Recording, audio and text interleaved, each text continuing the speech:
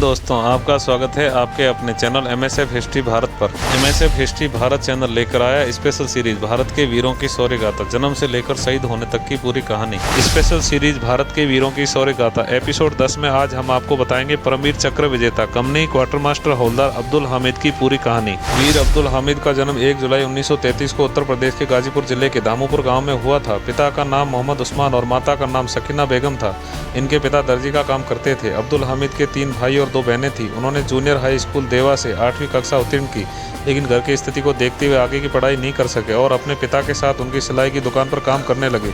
कम उम्र में उनकी शादी रसूलन बेगम से हो गई और उनकी 1 बेटी और 4 बेटे हुए। वह वर्ष 1953 में 20 वर्ष की आयु में वाराणसी में सेना में शामिल हुए। नसीराबाद के ग्रेनेडियर रेजिमेंटल सेंटर में प्रशिक्षण के बाद उन्हें 1955 में 4 ग्रेनेडियर्स बटालियन में तैनात किया गया था। शुरुआत में उन्होंने एक राइफल कंपनी में काम किया और फिर उन्हें एक आरसीएल प्लाटून में तैनात किया गया।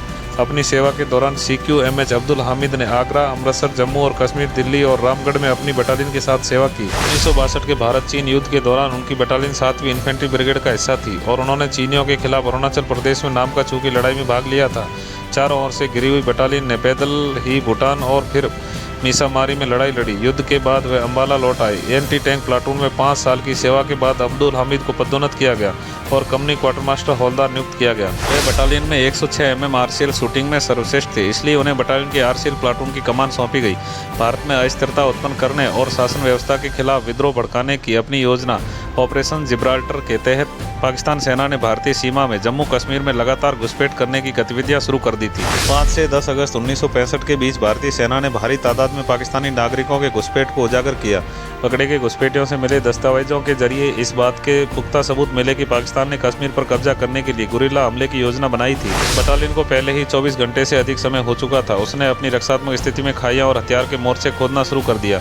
जिस क्षेत्र की वे रक्षा कर रहे थे वह कपास और गन्ने के खेतों से ढका हुआ था और बटालियन काफ़ी अच्छी आड़ मिल रही थी। 106 mm आरसीएल गनें खेमकरण अमृतसर रोड पर तैनात की गई थी। 8 सितंबर 1965 को दुश्मन ने 4 ग्रेनेडियर की पोस्टों पर लगातार हमले किए। बटालियन के आरसीएल गन और ऑटोमेटिक हथियार को CQMH अब्दुल हामिद की कंपनी द्वारा प्रभावी ढंग से तैनात किया गया था। CQMH अब्दुल हामिद अपनी जीप पर चढ़ गए और गन्ने के खेत की आड़ में दुश्मन के टैंकों पर आरसीएल गन से हमला कर दिया। उन्होंने उसी दिन पाकिस्तान के 2 पैट्रोल टैंकों को नष्ट कर दिया और 4 अन्य टैंकों के सैनिकों को अपने टैंक छोड़ने के लिए मजबूर कर दिया। इंजीनियर से उस क्षेत्र में एंटी टैंक माइन बिछाने की मांग की गई, क्योंकि यहीं से दुश्मन के टैंक आ रहे थे। वे पाकिस्तानी बख्तरबंद बलों के ब्रिगेड स्तर के हमले का सामना कर रहे थे और उनके पास आरसीएल गनों के अलावा कुछ भी नहीं था। 9 सितंबर को पाकिस्तानी सैबर जेट विमानों ने हवाई हमला शुरू कर दिया, लेकिन कोई खास नुकसान नहीं हुआ। शाम होने तक CQMH अब्दुल हामिद और उनकी कंपनी ने 2 और टैंकों को मार गिराया था। 10 सितंबर 1965 को पैटर्न टैंकों द्वारा समर्थित पाकिस्तानी कवच की एक बटालियन ने 4 ग्रेनेडियर के मोर्चों पर हमला किया। लक्ष्य को नरम करने और भारतीय प्रतिक्रिया प्राप्त करने के लिए तोपों ने तेज बमबारी करना शुरू कर दिया। जल्द ही दुश्मन के टैंक कंपनी की अग्रिम चौकियों में घुस गए। दुश्मन के टैंकों का एक समूह बटालियन की ओर आगे बढ़ा। स्थिति की गंभीरता को देखते हुए CQMH अब्दुल हामिद अपनी जीप पर आरसीएल गन रखकर एक किनारे की ओर चले गए। दुश्मन की भीषण गोलीबारी और टैंक की गोलीबारी से उन्हें दुश्मन के खिलाफ आरसीएल से जोरदार हमला करने से नहीं रोक पाए। CQMH अब्दुल हामिद ने लगातार गोलीबारी की और एक के बाद एक 3 पैटर्न टैंकों को ध्वस्त करने में कामयाब रहे, लेकिन जब वह अगले टैंक पर हमला करने की तैयारी कर रहे थे तभी उनकी जीप पर 90 mm का एक गोला उनकी आरसीएल गन लगी हुई जीप पर गिरा और वो देश के लिए लड़ते हुए शहीद हो गए। उनकी उल्लेखनीय उपलब्धि, अनुकरणीय वीरता और साहस के लिए CQMH अब्दुल हामिद को मरणोपरांत देश के सर्वोच्च वीरता पुरस्कार परमवीर चक्र से सम्मानित किया गया। हमारे द्वारा दी गई जानकारी अगर आपको अच्छी लगे तो हमारे चैनल को सब्सक्राइब कीजिए, वीडियो को लाइक और शेयर जरूर कीजिए। जय हिंद।